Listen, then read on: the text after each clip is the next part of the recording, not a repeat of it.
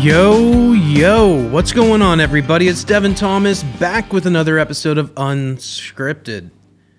It's a good day. You know why it's a good day? It's my fucking birthday, the big 3-3, so I'm feeling pretty good. It's been a good week. It's been a crazy week, actually. We've had a lot going on, but I think things are finally like, I wouldn't say quite we have our ducks in a row, but we're pretty fucking close.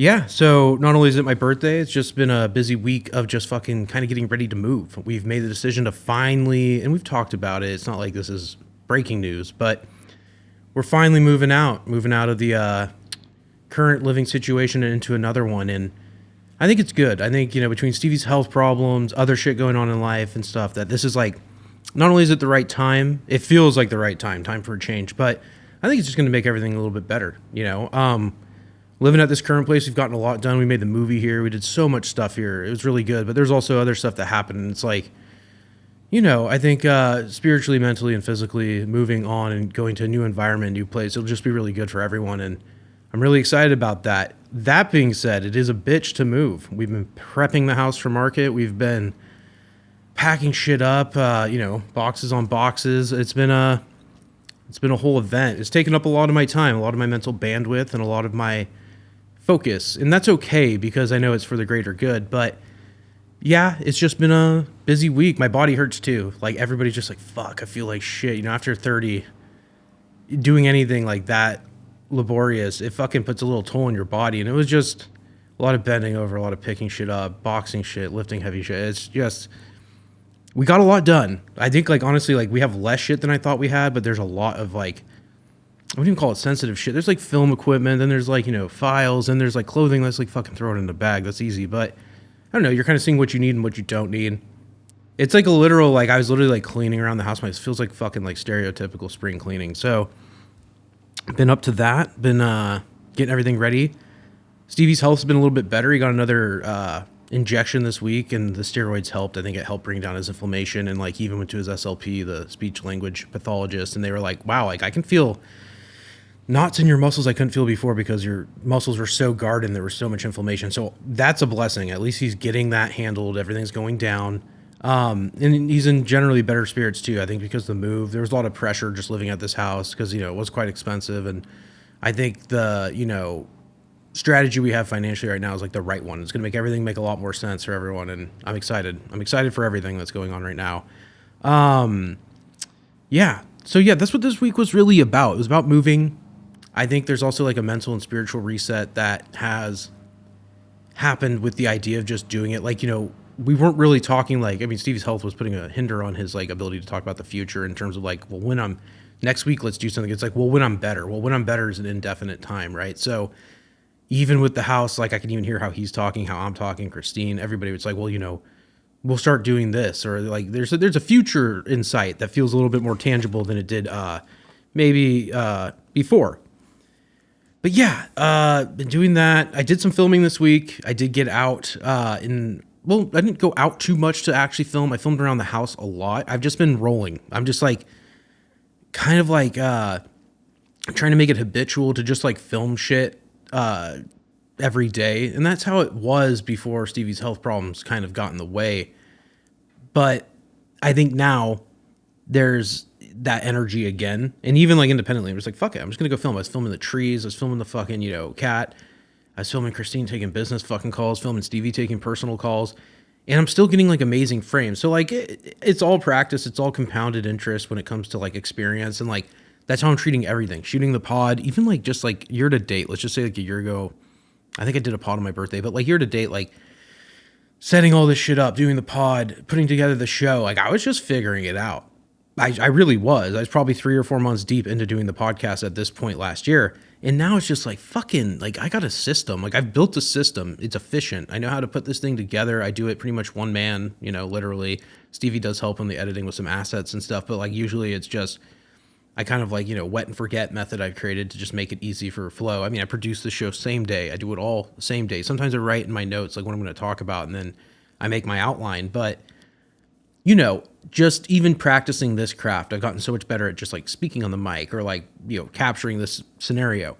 And this is this is just an aside, but going out and shooting with the actual camera and doing cinematography every day. It's just like, it'd be like if you want to be a great basketball player, or a great fucking baseball player, you're going to shoot hoops every day. You're going to hit the ball every day. It's as simple as that. If you're a painter, you're going to paint every day. I could go on and on. Repetition and fucking just consistency. It's a huge part of everything in life. And like just continuing to learn, continuing to do what you are trying to get great at, And it doesn't have to be one thing. You can be great at a few things and like focus your energy on your top 5 and become a well-rounded person, a Renaissance man or woman to, some extent. So yeah, but this week, like I said, was more about not even finding, it's about living. Like I was focused on my like waking life, like shit that is not like maybe necessarily, it's not even not relative to the creative journey, but is more in tune with like my everyday life. Like where do I want to live? What do I want to do every day? How am I going to do this? How am I going to do that?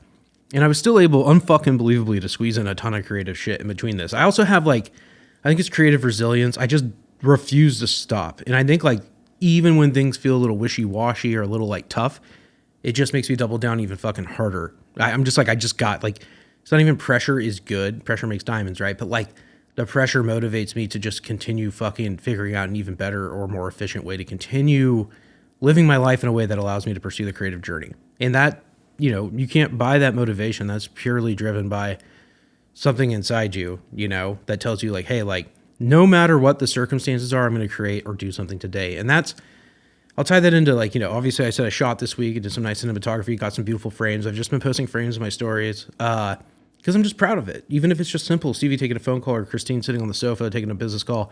I'm like, well, you know what? Like there's going to be a scenario down the road where I shoot this scene of somebody taking this call or doing this or doing that. And that's kind of how I've just been looking at everything lately. I'm just like, it's all practice. I've been shooting on multiple formats, Red, Panasonic. I'm shooting Sony right now. It's all, there's a continuity between all these systems. Now I feel confident, like just give me anything and I can make an image that's, really good. And that all comes from the experience I'm talking about, showing up every day and doing the work. So this past week I was actually really focused because like I was shooting cinematography a lot, but I also was feeling like kind of like, I just finished that cork rewrite and I was like, I don't know if I really want to like just like dive into another script, which was good because I actually got like a concept for the next script I'm writing like completely banged out yesterday because I had like this mental break where I wasn't focusing on my main thing and I was letting something else in. And this past week, what I focused on was writing one of my first books. I've published some stuff before, but this book in particular, I call my first like real book. I wouldn't put it into necessarily like, the self-help category. Not even necessarily motivational or success. It's just, I'll get to the book in a second. It's of that nature, but it's also really just like, it's for somebody to get out of their own head. That is like why I wrote this book. And this book is called The Filmmaker Mindset. Okay.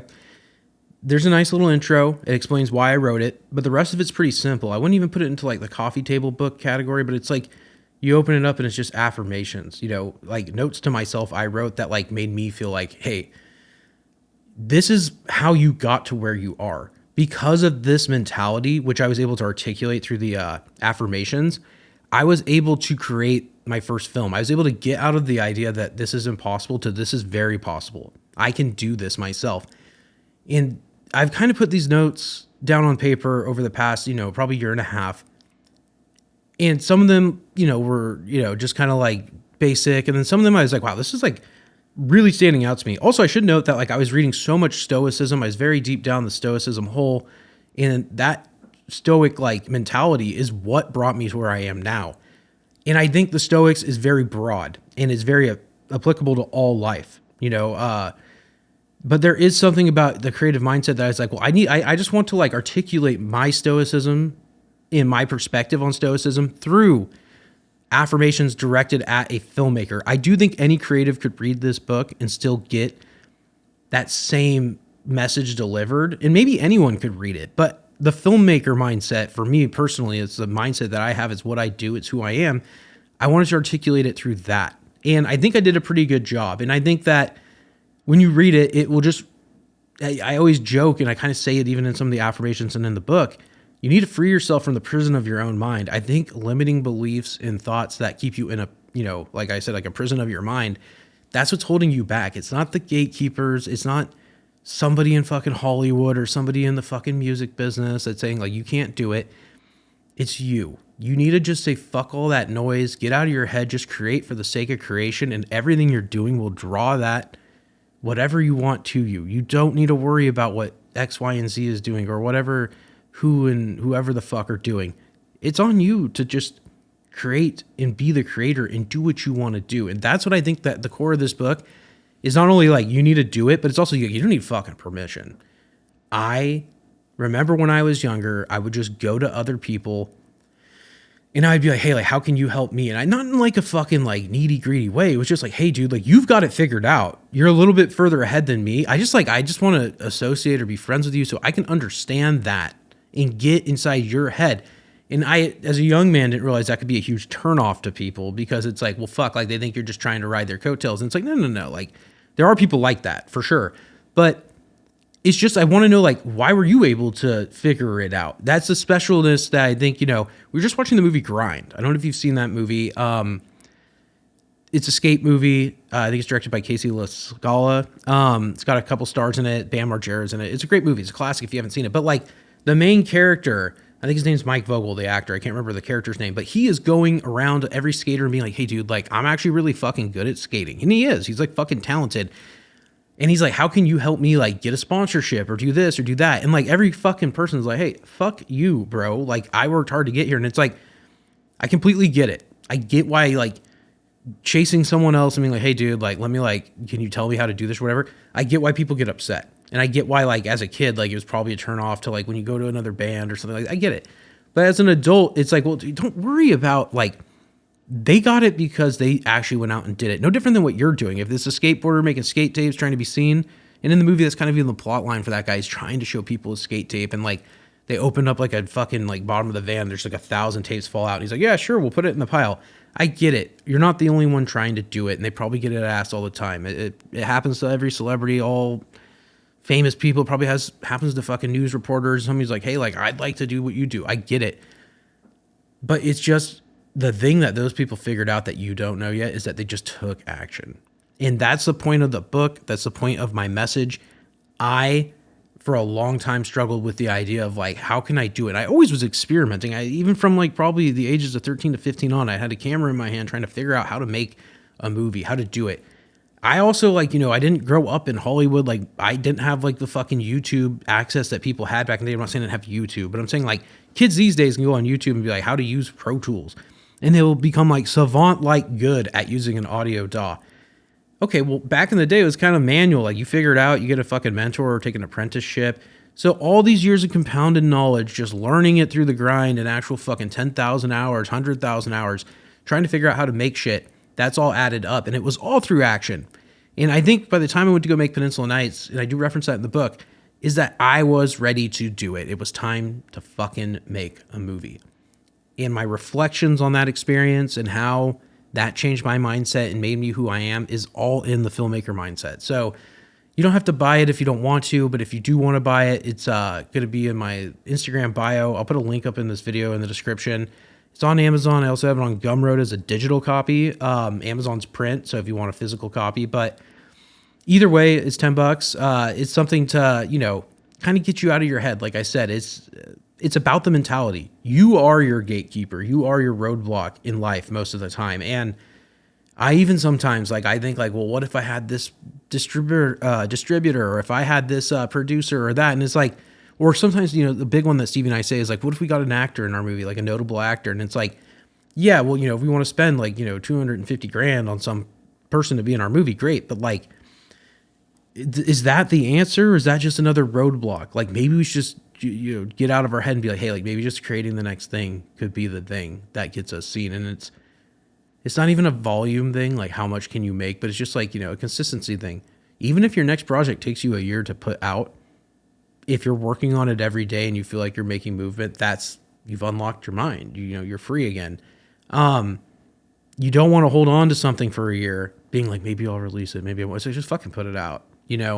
Stevie and I just wrote a bunch of music for the band Conspiracy, and we all talked like, should we release it soon or whatever? Let's just put it out, because there is no point in waiting, really. Like, no one's waiting for you. The world moves so fucking fast these days. It's just time to put what you got out into the world. Even with like my past short films, like my post Peninsula Night stuff, like Last Call and Sinner. It was just like, let's just shoot it and release it. Like within 48 hours, those were made.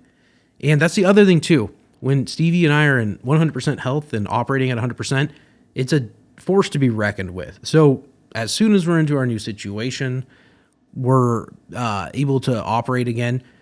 My filmmaker mindset's been there. I'm going to be right back to what I was just talking about, action. We're going to just go out, we're going to film, we're going to fucking execute. This new feature idea I have is really, like, I think very doable and also takes place right here. If, we do stay in Salinas, I can easily knock it out. So, one sec. My God. But yeah, I think, just action over everything. And I think any, ancient Stoic would say the same thing. A lot of your life is like, if you're willing to take control of it and take it into your own hands. And that's what I feel like the book does. It gives you it just is so spelled out in the sense that, like, the affirmations make it for digestible for you to understand. Like, this is the mentality I need to be in. And I get it. Like, I fall in and out of it, but I wrote it for myself first and foremost. And, I don't know. Like, I think when you share something like that, it's important. It is important to share because somebody else might be like having those doubts. And I also say this through Unscripted, I've had so many people reach out to me and talk about, wow, like, this is actually an inspirational podcast. I didn't think that when I started it. I was just kind of talking about my life and film, and I just love movies, at the core of this show and at the core of my life. And I think that doing it outside of just like watching and appreciating it from the fan point of view and becoming a filmmaker, like 100% all in, there is something inspiring about that. But like, once again, like I said, like that mentality and like the movie, everyone's got their movie in their life. I don't care if you're a DJ or if you are a photographer or if you are whatever. It can apply to all parts of life. So like I said, it's just told through the lens of a filmmaker, but I think the information for creatives and just people in their own life is very valuable. It's about getting yourself out of your own head and starting to take action and move. Anyways, Filmmaker Mindset, available on Amazon and on my Gumroad account. You can go to my website too, devinthomasfilm.com, and I've got the movie on there, Peninsula Nights. I got the book. You can also, like, if you want to book me for work or something, I'm available on there. So check it out. Anyways, I guess let's talk about plans for the rest of the day. I think because it is my birthday, we might go out, get a little sushi or something. Not sure 100%, but just kind of take it easy. It's a Tuesday. We wanted to go and do something bigger, but, with the house being sold, I think it really just, like, there wasn't really a lot of time to go out and do extra stuff. But we'll make up for it down the road. I think also the new living situation in general will be, it's a great birthday gift in its own way. I did watch some good movies this week. I got to revisit some classics. Christine hadn't seen it, so we've been going. I'll say this before I get into that. We've been going on Tubi a lot lately. Tubi's kind of a sleeper fucking, app. I've been using it since it came out, but lately Tubi's been licensing like a lot of good shit. I think it's because so many people must be on Tubi and the ad revenue they get. Like, I hate to say it, like, obviously Netflix, it's premium, Peacock, it's premium, Apple, Peacock questionable, but Hulu, Apple, HBO Max and Netflix, you don't really get ads. Like, they do some of their in-house ads and you can skip it. They know, like, no one fucking wants to see that. And Amazon as well, they kind of have some either skippable or hard-coded ads for their own content that they're producing within their fucking, ecosystem. But Tubi, like, they'll do anything. They do fucking all ads. And I think low-key, like, people can license a movie, but if you have ad rev on like a popular film and you own the rights, you're probably thinking like, well, fuck it, give me the ad money. And maybe they're making, I don't know, a quarter every fucking time this thing plays. I don't know. And it sounds like nothing, but that shit adds up, That's payphone money. But I think that's why Tubi's gotten such good titles, not just like bullshit or like, I wouldn't say self-uploaded, but brokered and aggregated films from like, there's always going to be the shitty Tubi movies that are aggregated in. But yeah, I think they've gotten a better catalog. I've seen a lot of movies that I wasn't expecting to see on there. And or I've discovered a lot of movies through it that I had never heard of or maybe wanted to see, but they were just like, I don't know, paywalled or whatever. Anyways, I digress. First movie we watched this week was Orange County. I don't have the director here listed. I want to say Mike White wrote it, the White Lotus guy, because he was in it. And Jack Black was in it, Colin Hanks, Catherine O'Hara, R.I.P., and then I think John Lithgow. And there's some other girls. There's this girl in there from Snow Day. I don't know if you guys remember that movie, the little ginger chick. She's in there too.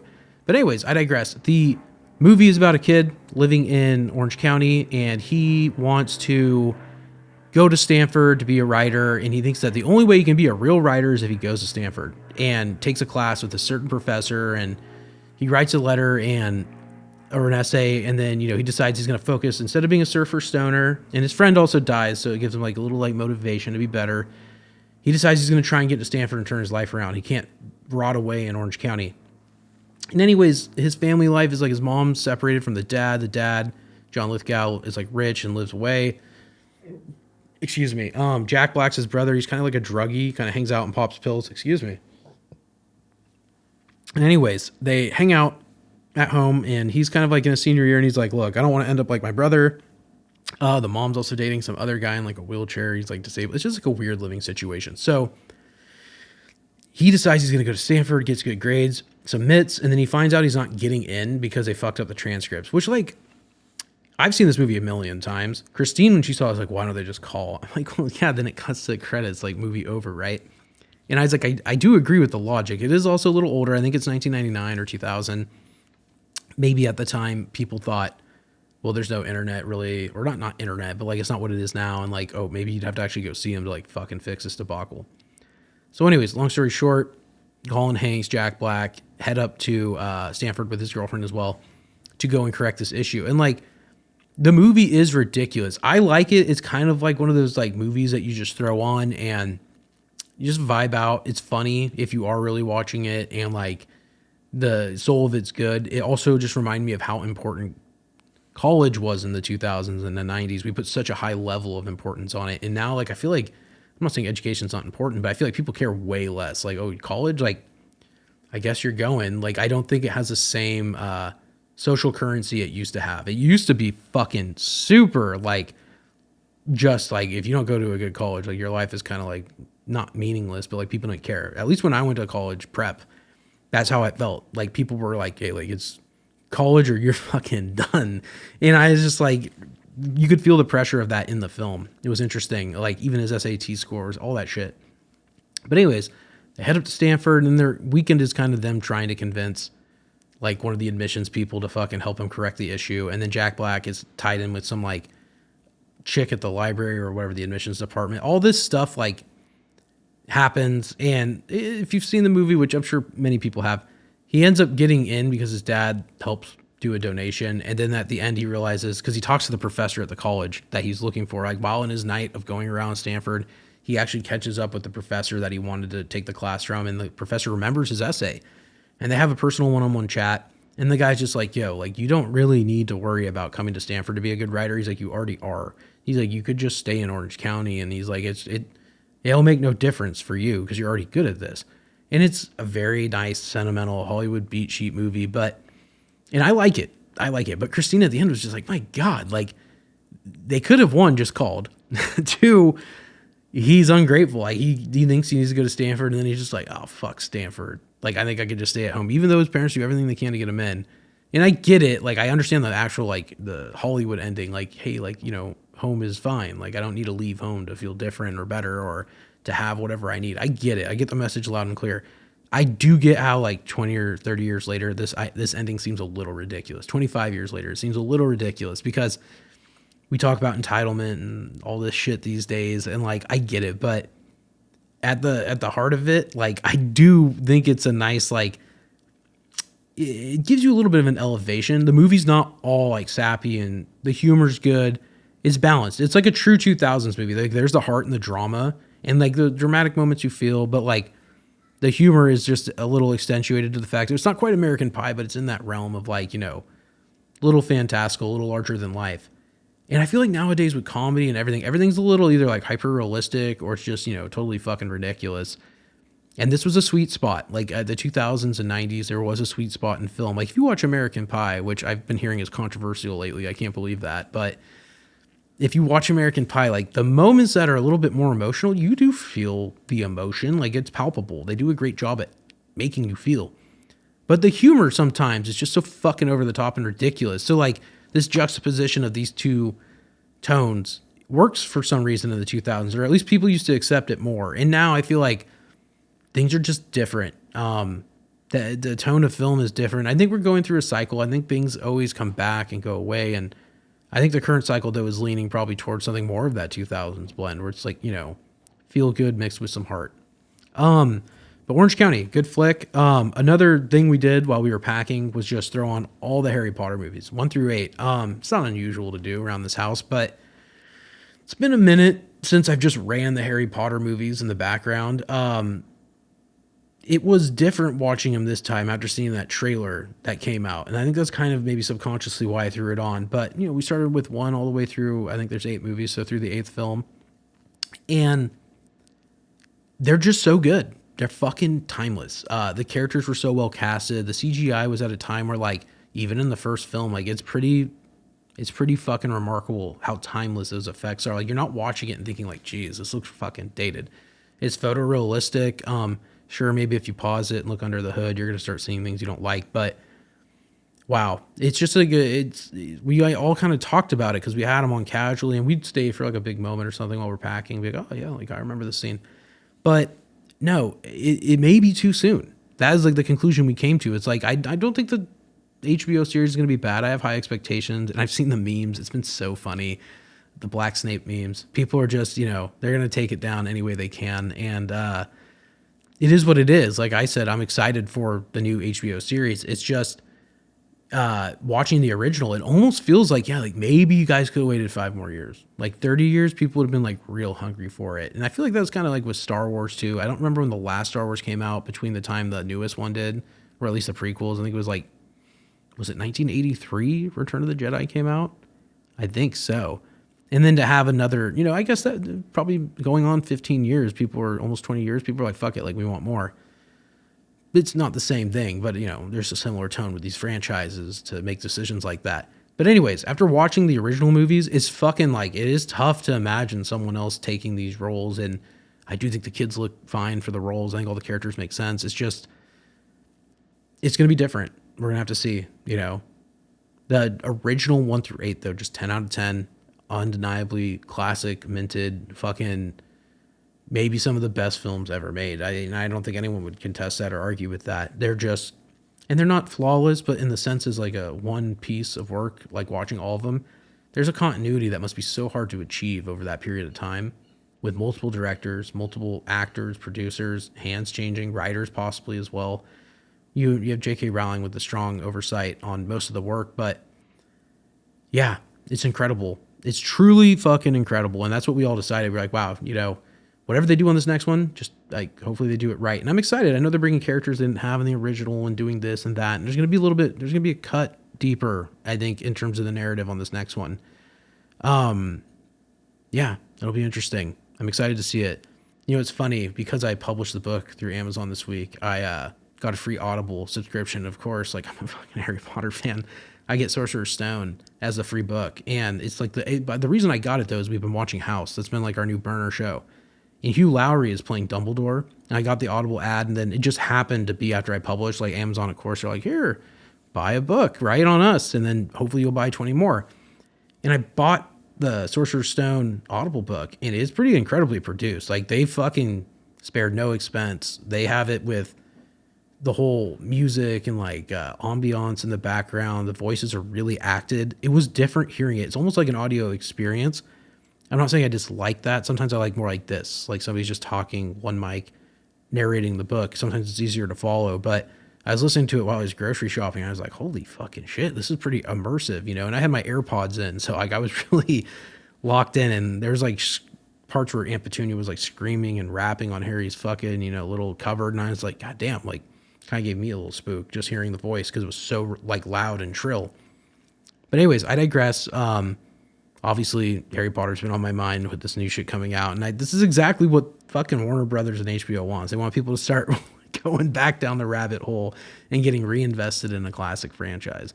I will also say this. We were talking this week just about celebrities you can meet and shit. And it was because Christine and I were talking about Harry Potter. She's like, what is this? Because she hasn't read the books, but she knows the movies, obviously. And she's like, why is like, we were watching the third one. She's like, why is like Lupin becoming a werewolf? And like, why are they worried if he attacks somebody? And like, we were going on chat and just fucking like asking deep questions. Cause like I know a lot, and I was trying to explain to her, I'm like, let me just look it up on chat, because like it's been a minute since I've read the books. And, we were just talking about how in depth the story is and detailed, and like all these things add up. And she really left no stone unturned as far as like plausibility in the narrative of what's happening in the Harry Potter universe. And like I told Christina, I was like, I think if I could meet one celebrity or one writer, I think I'd want to meet J.K. Rowling. I feel like Joe Rowling has like, she's probably super fucking pleasant. And two, like, she does have a beautiful mind. Like, what the fuck? Like, are you kidding me? Like, the way she has created this world that not only like, yeah, sure, maybe initially for children, but she created a world that's so immersive. Adults still think about it. Kids still want their Hogwarts letter. It's fucking unbelievable. And I think, you know, it would just be an interesting conversation to have, even if it was just casual talk with somebody who thinks like that or has brought something like this to life, you know, willed it into existence just through sheer like the ability to write. You know, her intellect and thought process gave us Harry Potter, it gave us Hogwarts, it gave us Hagrid, Dumbledore, Hermione, Ron, Voldemort, you know. And of course, people always play parallels to other, you know, books and stories over time, you know, even biblical or, you know, Star Wars, Nazi Germany references, etc. to like, you know, good versus evil. But that is, you know, life imitates art and art imitates life. And I think that's, you know, she's able to still, with all that, create her own unique world with rules and, you know, this universe that just exists. And like it lives rent free in the minds of billions, probably, you know, maybe hundreds of millions, but I'd say billions. I think this book has been, if not millions, hundreds of millions of copies sold, it has been read by billions. And it's impressive. You know, she's probably one of the most famous writers in the world. And I've watched a lot of her interviews and stuff, but it never really crosses my mind to like, if you could meet somebody and have a chat with like, like fantasy talk, you know, maybe she'd be an interesting one to talk to. I'm sure she has a lot to give as far as inspiration and also like, I mean, I don't even know if that's what I'd be looking for with talking to somebody like that. I just be, you know, just interesting talk. You know, anyways, Harry Potter, obviously good. I could just say less, right? The other movie we threw on yesterday, I actually tried to shoot this pod yesterday and the laptop fucked up. I tried to restart and then like my mind was worried. Like, I think the laptop's going to fuck up. It's just like, I couldn't stop thinking about it. So I need to be in that flow state, free state of mind. Right. But I threw it on yesterday casually and then I actually replayed it. Cause like I went on a walk and I came back and it was over, and this is a movie I've seen like fucking thousands of times. Zack and Miri Make a Porno, 2008, Kevin Smith, starring Seth Rogen and, oh my God, I can't remember her name. She's fucking great. I'll think of it. Anyways, it is what it is. If you've seen it, Zack and Miri, they're roommates, and they're kind of like scraping by in their late 20s, early 30s, working at a coffee shop. She has a job. I don't even remember what she does. And they're fucking, you know, hitting hard times. They go to their high school reunion in the beginning of the movie, and when they go, they just realize like how big of fucking losers they are. Like, things haven't changed for us, and everybody else seems to be doing so good. And ultimately, they go to a bar after to like kind of drink away the pain, and they're like, actually, they go home and their fucking power gets shut off, and they're like, fuck this, like let's just go out to a bar. Like things are at like rock bottom, and when they're out, Miri makes a comment about how like, hey, this is the position people are in right before they start selling drugs or doing porn. And then he like, Seth Rogen's character's like, fucking let's make a porno. By the way, her name's Elizabeth Banks. I just thought of it right now. She's fantastic. She's Miri. So Zack and Miri decide to put together, you know, he starts getting to work. He writes a script and then he starts like producing and like, hey, like we're going to put together a cast. We're going to make like a pornographic film. And also when they're at the reunion, they get a fucking mailing list of all the people they used to go to school with. So they're like, hey, we'll just email this out to everyone and everybody will buy it and we'll have our money problems saved or solved rather. So anyways, Seth Rogen also works with Craig Robinson at the coffee shop. And like, he's like, hey, fuck it. Like, I'll produce the movie. He sells them on it. And he's like, all right, I'll do it. So they get the money together and they go to make it. They ran out of space and then they've rehearsed and it's going to be like the Star Wars based porno. And the night before they're ready to shoot, there's like a demolition of the building they rented out. And the guy was like a con man. He like rented them out of space that he didn't own. Right. So they end up being like, well, fuck, like we have to rethink it. And they end up deciding like they're at the coffee shop they work at. And he looks around, he's like, we'll just shoot it fucking here. And they decide they're going to make the porno at the coffee shop. And anyways, aside from making the porno, Zack and Miri have this like intimate friendship that is actually probably deeper, kind of like unrequited love between both of them, where they never capitalize on their friendship because they didn't want to fuck it up, but they are perfect for each other. And in the movie, they have a scene where they actually like have a sex scene in the film. So, or in the porno.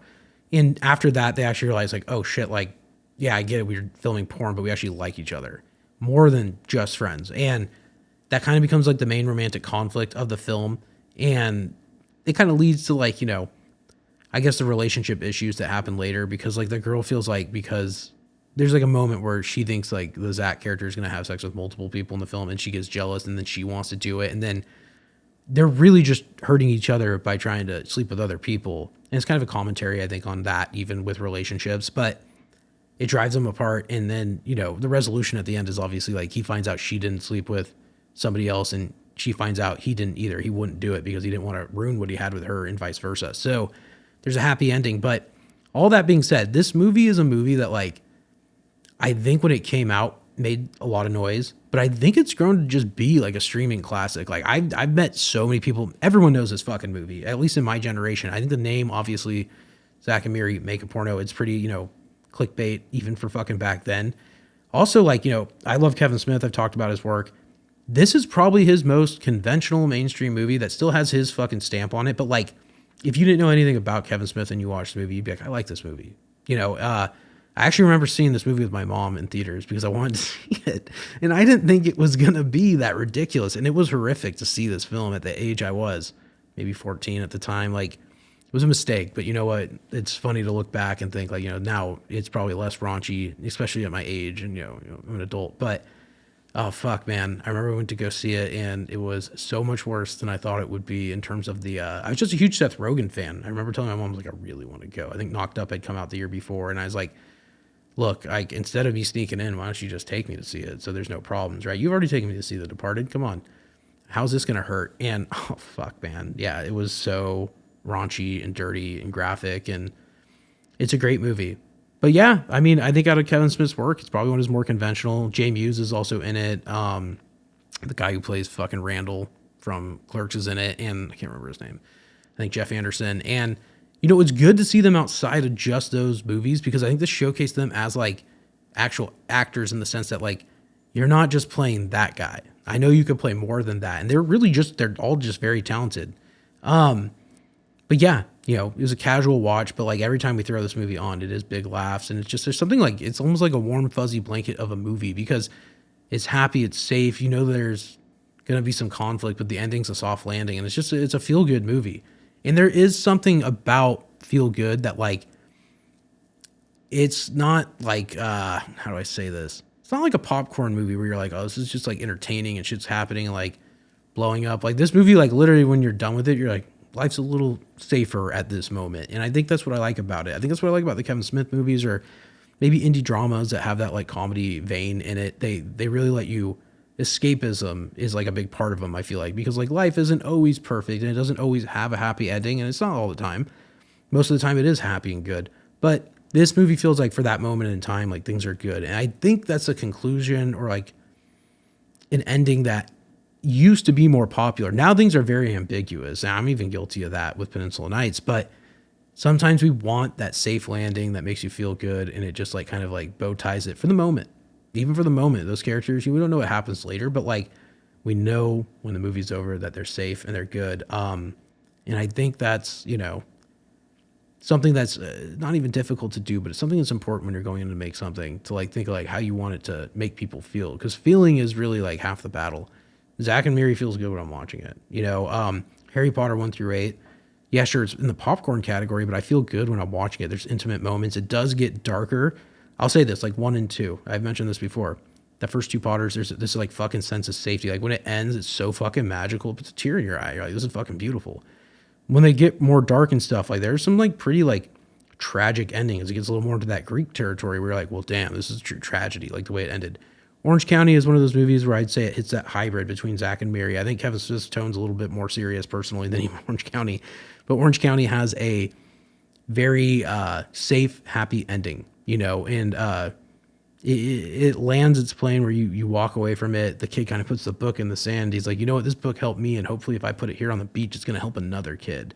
And, I'm going surfing. It's very like Hollywood ending. And there's nothing wrong with that Hollywood built its back off of fucking endings like that and making people feel like, happy ending, the end of the movie, right? Anyways, I digress. I think that is maybe we're like movies need to get back to. I've talked about movies being in a funky spot. I even saw Tarantino doing a little tangent on like movies are bad now. And it's like, I don't even know if they're bad. I think people just need to get back to making movies from a place of love and not like just complete commerce. Like even myself, like sometimes I'm like, oh, like, I think this idea could be big, and like, that's fine. But it's also like, well, there's a reason like I'm not running to that idea sometimes, because like I think this movie also needs to be made from a place of love. Like Peninsula Nights was made from a place of just like love of the game. Like I fucking love movies. I wanted to make something. I didn't care how or what I made at the time. I did care about what, and I did care about how I made it. That's not true. But I got to a point where like compromise was like, well, hey, like that might not be like my dream movie, but like I really do want to make a movie, and like this one is my dream right now because I know I can do it. And I think like that's the best way to go into something is like, hey, like, because you're gonna have to like not only shoot it, but you're fucking putting your feelings and time and hours into it, and it has to make sense for you and creatively and spiritually. It all has to work out. Anyways, I digress. It's my birthday. I'm gonna get the hell out of here. I've had a great fucking week working around the house, getting everything done. Everything actually feels like forward motion, which I said action's everything. If you want, as a birthday gift, go check out the Filmmaker Mindset on Amazon or on my personal website, devinthomasfilm.com. I have links to both the print on Amazon and the digital version on gumroad.com.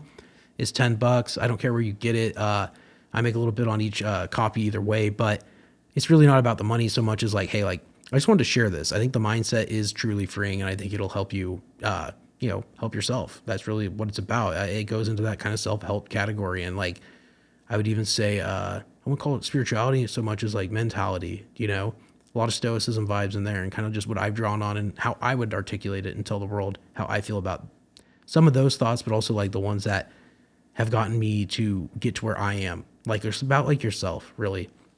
As always, check out LUTdepot.com. Stevie and I have built a huge library of LUTs. I want to say we're $15.99 a month. I always forget the fucking price, but just go to LUTdepot.com. This will save you so much fucking time on coloring. I'm going to color this podcast with LUTdepot.com LUTs right after I finish this thing up. And also, if you're an actor, aspiring actor, or you're a casting director looking to put people into your films, go check out auditionsapp.io. It's a casting network and role, website I created that will allow you to post a casting and or put yourself on there as an actor with a profile, so you can show your skill set, basically a digital resume for any actor or actress out there, and also apply for roles. It makes it very easy. You upload your self-tape to roles, and they'll reach back out to you, casting directors, producers, directors, all that. So those are my plugs. And I think that's about all I got. It was a great talk, guys. I love doing this every week. Also, I forgot to mention it. I didn't mention it the whole time. This is episode number 60. So we're almost to 100. When I started this thing, I said, I can't stop till I get to 100. I need to see just what it looks like on the other side of that. And I think we're almost there, 40 more. It's kind of fucking crazy to think about, but we're on the road. Anyways, guys, I'm Devin Thomas. This has been another episode of Unscripted. I'll talk to you all next week.